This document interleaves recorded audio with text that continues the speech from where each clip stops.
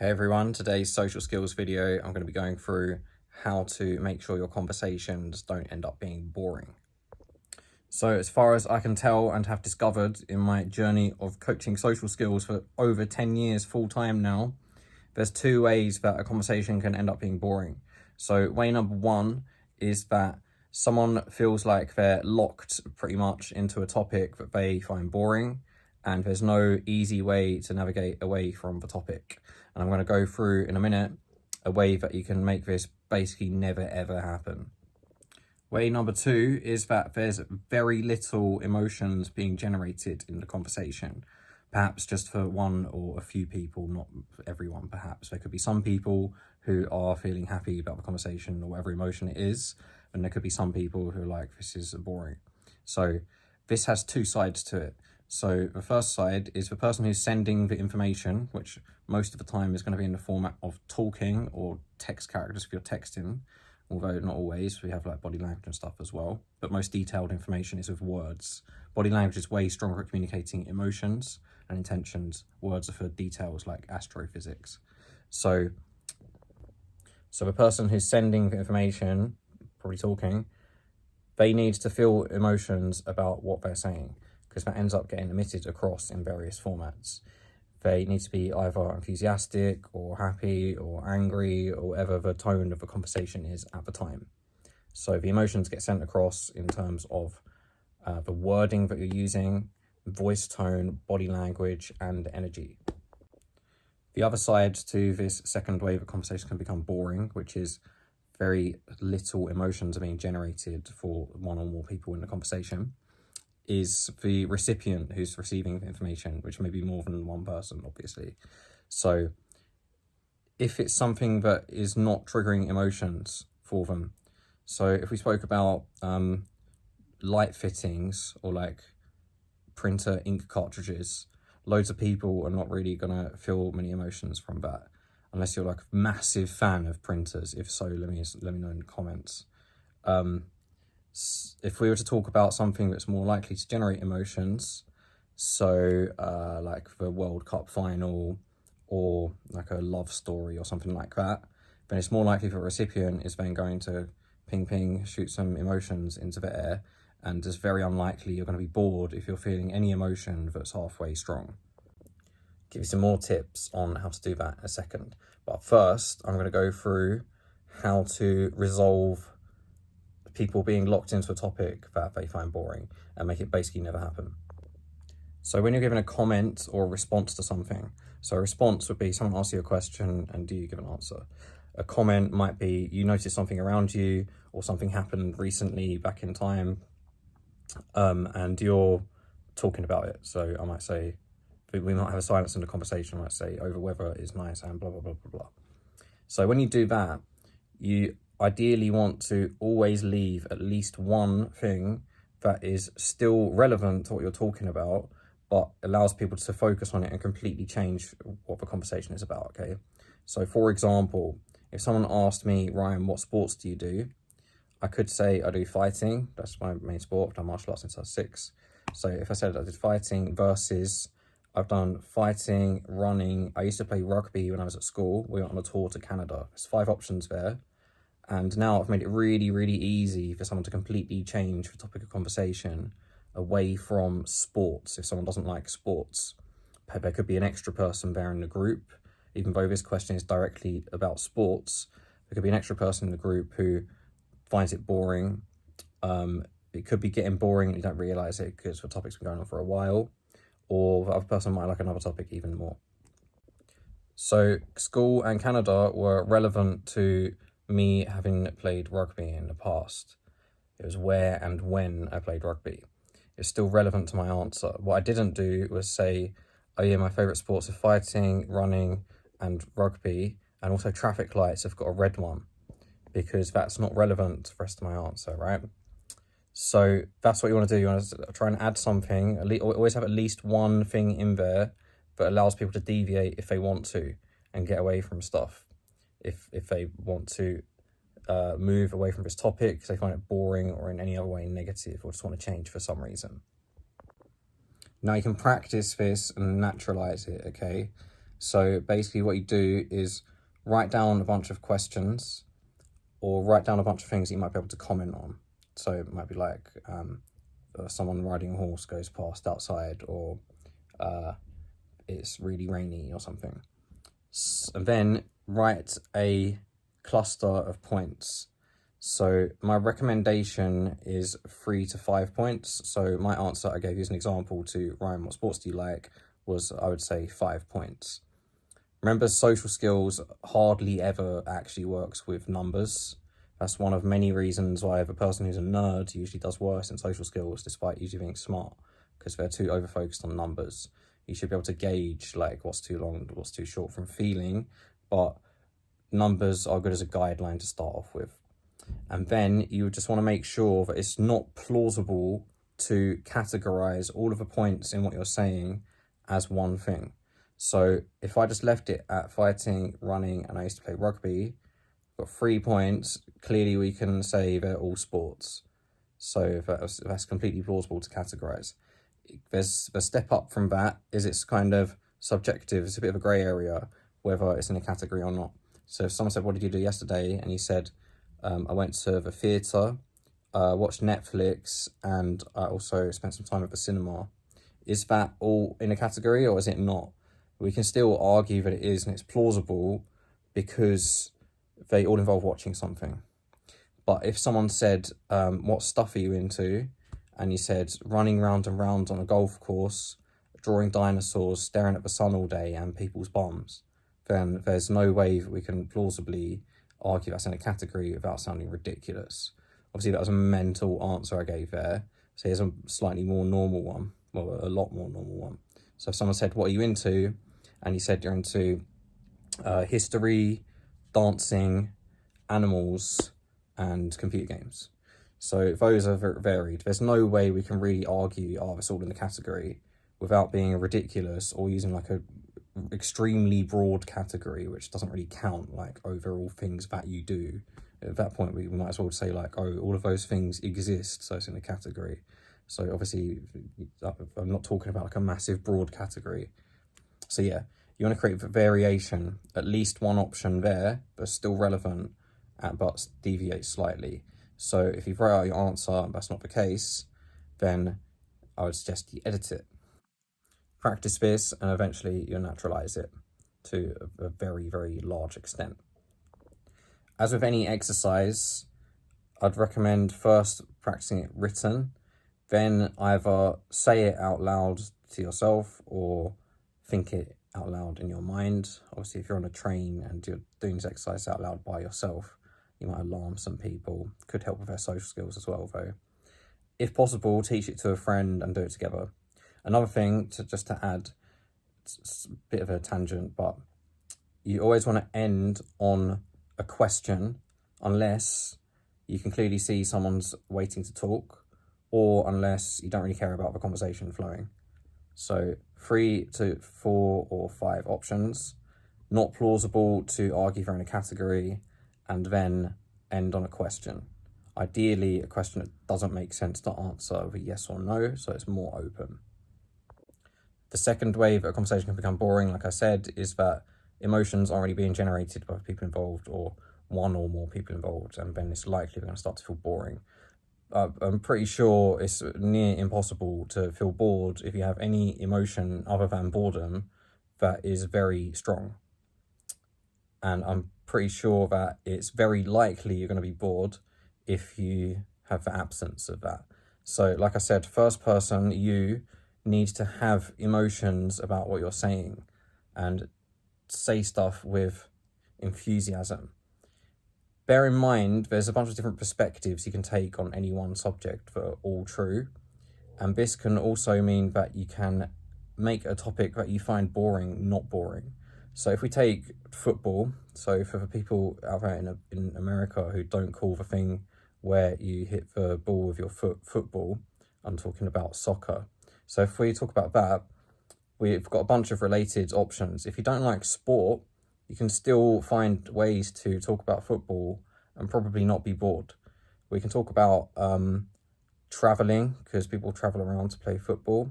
We could talk about even the artwork on the logos of the football teams if you're into art. We could even talk about nature, bit of a stretch, but there's grass on the pitch. So you could even talk about how the grass is maintained and like what like plants might grow there and stuff. Or what's some other ones? Like celebrities, TV, business, politics, even all things that are related to football. So even if you're saying something that you kind of find boring yourself, maybe you have to say it for whatever, like some practical purpose, like you need to warn someone about something or tell them like something about coursework you're doing or something like that. You should be able to find a perspective in your mind that you can take on it, that then allows you to be more enthusiastic about it after. And then therefore, that's going to start altering your body language, your voice tone, how you come across, and you're going to be more emotive about what you're saying. So then the other part of the second way a conversation can become boring is the recipient not having emotions generated rather than the sender or recipients, because there could be multiple.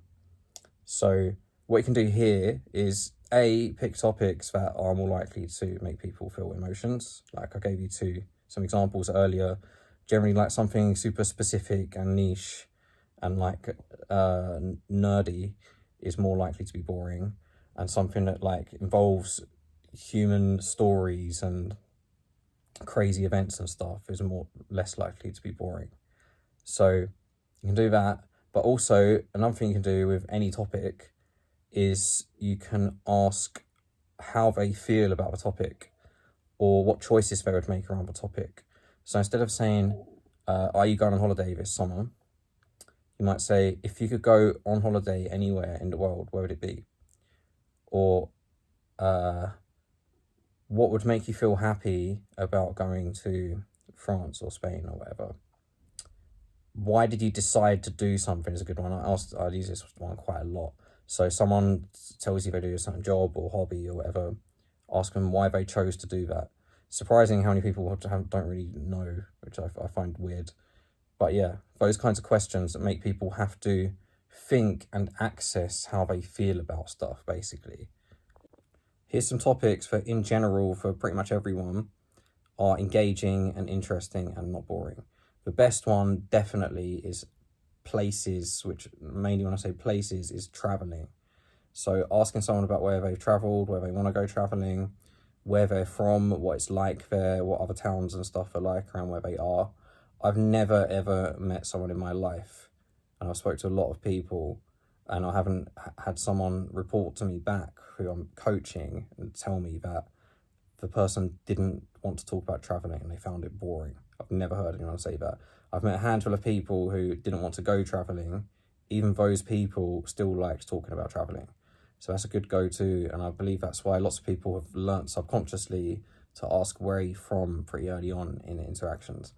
Other ones that are good just like generally across the board.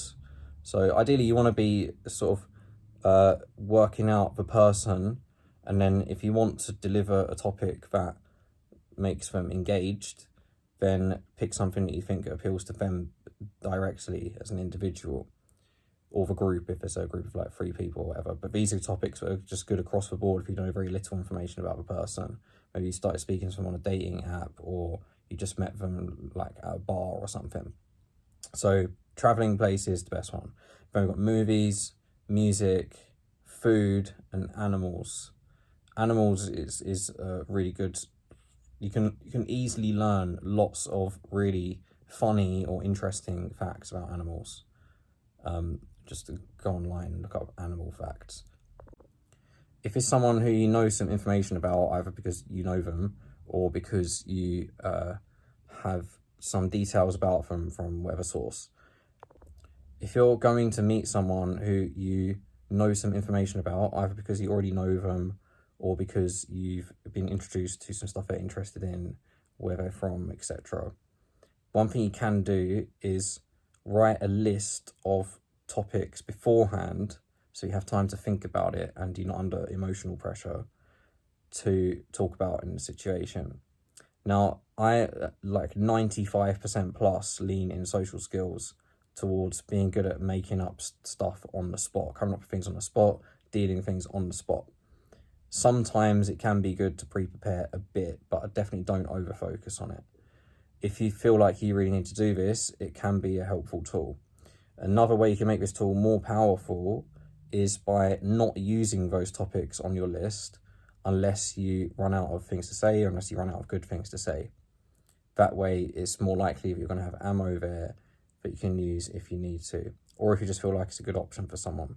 What I'd probably recommend is write it down in your phone notes, and then if you really need to, say they go to the toilet, you can look at the notes quickly, or you can go to the toilet and look at the notes quickly. So you're like, oh yeah, that one, I'll talk about that in a minute then. Here's a super simple way that you can work out if your conversation is more likely to be mundane and potentially boring, or it's almost certainly not going to be. Would it be possible for that person to respond to what you're saying while they're halfway distracted? Say they're texting or they're reading something. So, for example, if I said, what's your name? You'd be able to tell me that while you're texting.